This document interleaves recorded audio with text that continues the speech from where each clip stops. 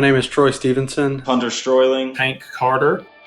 We grew up a couple houses down from each other and been playing sports with him since then and all the way up through high school. The first time that I met him and saw him, I think it was his 8th grade to 9th grade summer. Could throw the football good, but he was really, really small and he wasn't all that fast. He was never the biggest. He was never the strongest. He was always overlooked and underrated. We were, hoping he would get bigger. We always thought, man, if Baker would grow, he'd be a heck of a quarterback someday. He's always been one of those guys who can put the ball anywhere he wants. We'd always play games after practice where, he could throw it and hit the crossbar. He was always, lights out. Here's something you don't know about Baker Mayfield.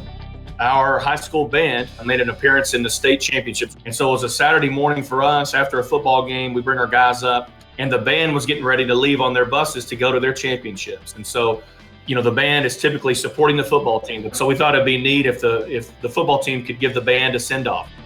You can imagine a lot of the guys are like, really, what are we doing? They were kind of embarrassed to go over there and do that. And I can tell you that when we got over there, Baker, we didn't script this or anything, Baker took the lead.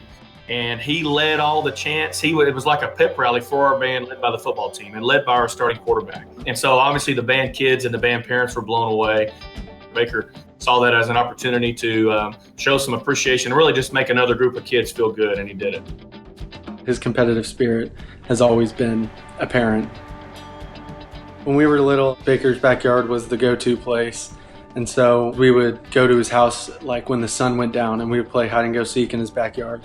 And Baker would go all out for it. I'm talking he would get in full black, maybe paint his face, be in black everything. And it got to the point sometimes where we couldn't even find him. We would just quit and wait for him to come inside. The story that pops out to me is when I played Division II football, and I was playing at Cowboy Stadium for my first ever freshman start. And I had no idea, but it was the first quarter, and I remember looking up in the stands, and I look over to my parents, and they're all waving at me. I'm like, hey, what's up? And they just point over, and a couple of seats to the left, there's Baker in the stands cheering for me. And I remember just thinking at that moment, I was like, wow, now it's time to play. But the fact that he would take time and go support one of his friends and old teammates is just the epitome of what kind of guy he is. That's still emotional for me to think about. Oh my gosh, I'm beyond excited to watch Baker on the field. I already got my Browns attire. I know he's going to do great. It's crazy to imagine that one of us would be strapping it up and doing what we all dream of. He's charismatic. He's going to play with his hair on fire. He's going to build up his teammates, and his teammates are going to feel empowered and confident when he's on the field with them. Good luck, man. We're all rooting for you in Lake Travis, and can't wait to watch you. And we know you're going to do great. So good luck to you, buddy. Now it's time to just go out there and do what you've been doing since Pop Warner days. It's just time to go sling the rock. Baker, I'm so proud of you, man. I love you to death, and you know that. And you're making us all very, very proud here at Lake Travis, and we look forward to watching you play up in Cleveland.